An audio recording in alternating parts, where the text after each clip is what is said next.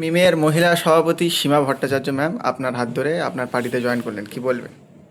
আমি অত্যন্ত ওনাকে আন্তরিকভাবে ধন্যবাদ জানাচ্ছি এবং আমাদের জনতা উন্নয়ন পার্টির পক্ষ থেকে ওনার এই প্রস্তাব বা ওনার এই উপস্থিতি অত্যন্ত গর্বের সঙ্গে ওনাকে গ্রহণ করা হচ্ছে আমাদের জনতা উন্নয়ন পার্টিতে।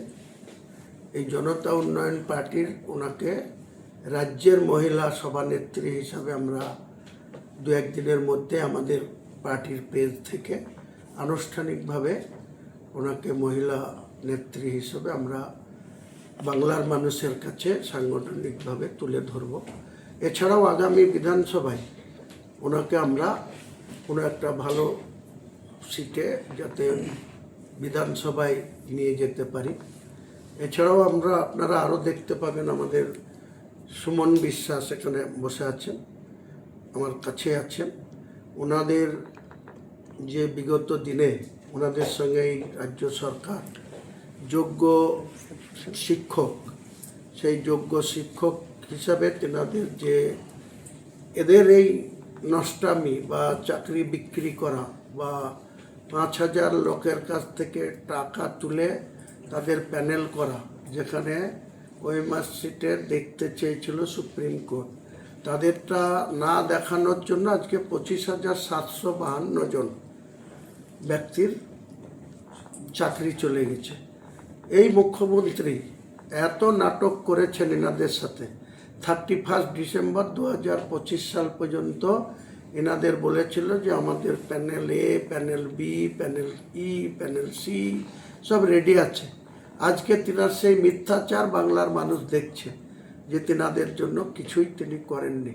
আজকে এছাড়াও 300 কতজন অশিক্ষক কর্মী, তাদের বেতন বন্ধ।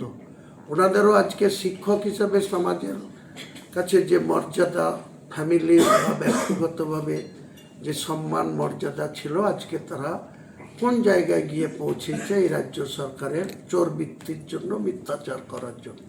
তাই আগামী দিনে বাংলার মানুষকে সঠিক দিশা দেখানো বা বাংলার মানুষকে সঠিকভাবে তাদের অধিকার প্রতিষ্ঠিত করার জন্য অবিলম্বে তৃণমূলের মমতা ব্যানার্জি সরকারটাকে প্রাক্তন করতে হবে, তৃণমূল কংগ্রেসটাকে ক্ষমতা থেকে সরাতে হবে।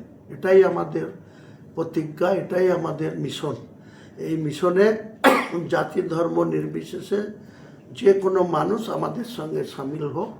আমরা চাই বাংলার নতুন সূর্য দেখাতে, বাংলার মানুষকে সত্যিকারের তাদের অধিকারকে কোনো ছলচাতুরি ছাড়া, তাদের সঙ্গে কোনো রকম কোনো মিথ্যাচার ছাড়াই যাতে আমরা আগামী দিনে একটা স্বচ্ছ ভাবমূর্তির সরকার বাংলার মানুষকে উপহার দিতে পারি, সেটাই আমাদের মিশন, সেটাই আমাদের টার্গেট। তাই বাংলার মানুষকে করজোরে বলবো, আমাদের ভুল বুঝবেন না। বিগত দিনে একটা বিতর্কিত কথা 2024 সালের 1 মে আমাকে মমতা বন্দ্যোপাধ্যায়ের কথা রাখতে গিয়ে বলতে হয়েছিল। সেই কথার জন্য আমি বাংলার মানুষের কাছে ব্রিগেড ময়দান থেকে ক্ষমা চেয়ে নেব। নিশ্চয়ই বাংলার মানুষ আমাকে ভুল বুঝবেন না, আপনারা ক্ষমা করবেন।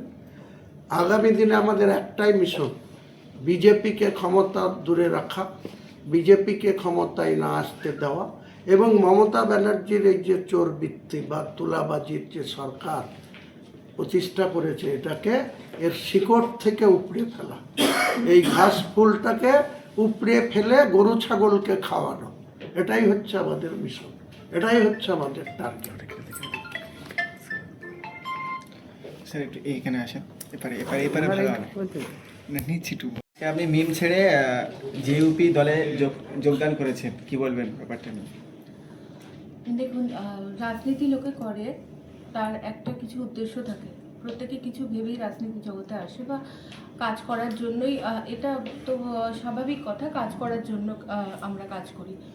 তো বিষয় হচ্ছে যে যেখান থেকে কাজ, আপনি যার মাধ্যমে কাজ করতে চাইছেন, প্রথম কথা হচ্ছে তার প্রতি একটা অনেক বড় রেসপেক্টের জায়গা থাকতে হয়, তবে আপনি সেই দলের জন্য কাজ করতে পারবেন। তো সেই রেসপেক্টের জায়গার পরেও কিছু ব্যাপার থাকে যেটা সাংগঠনিক একটা বিষয় থাকে। সেই বিষয়ে থাকে এই বিষয়গুলো যে যেখানে আপনি কাজ করছেন, আপনি যদি একজন সামনের সারিতে থাকা ব্যক্তি হন কোনো দলের, তো আপনার পিছনে অনেকজন থাকে যাদের আশা ভরসা আপনাকে কেন্দ্র করে থাকে। তো সেই বিষয়গুলো যখন ফুলফিল করা যায় না কোনো দলের কাছ থেকে, তখন মানুষকে অন্য কিছু ভাবতেই হয়। এবং এরকম কিছু ভেবেই আমরা আজকে আরো অনেকজন আছেন যারা আমরা ভেবেই হুমায়ুন সাহেবের কাছে এসেছি যে আমরা আশা করছি যে এখান থেকে আমরা ভালোভাবে কাজ করার সুযোগ পাবো এবং আমাদের সাথে যারা আছে, আমাদের মেম্বাররা আমাদের সাথে, তারাও এখান থেকে মানে কাজ করার পর তাদেরও একটা স্যাটিসফ্যাকশন আসবে। তারাও দলটাকে সম্মান করতে পারবে। আমরা প্রথমে দেখেছিলাম আপনি আইএসএফে ছিলেন, তারপরে মিমে গেলেন, এখন জেইউপিতে জয়েন করেছেন। আইএসএফে ভরসা পাননি, মিমেতেও পাননি, তাহলে কি মনে হচ্ছে যে জেইউপিতে ভরসা পাবেন? দেখুন,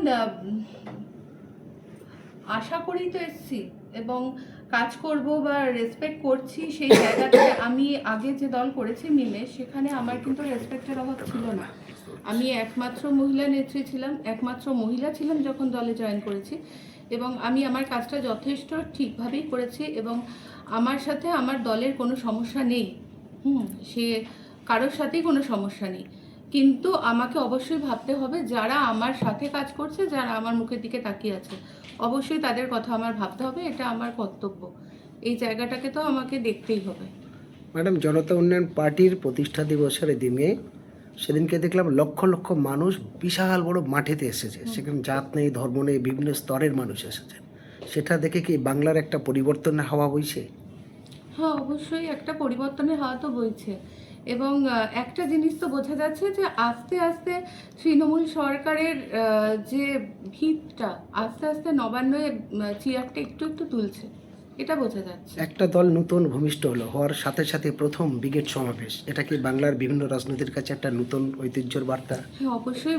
যারা বিরোধী দল আছে না, যে কোনো বিরোধী দল, তো তাদের কাছে এটা একটা ভালো বার্তা, তাদের অন্তত সাহস জোগানোর জন্য একটা অনেক বড় বার্তা এটা। এবার কি বাংলায় আপনাকে নতুন মুখ হিসাবে জনতা উন্নয়ন পার্টির একটা বড় ভূমিকা দেখা যাবে? আমি আমার জায়গা থেকে চেষ্টা করব।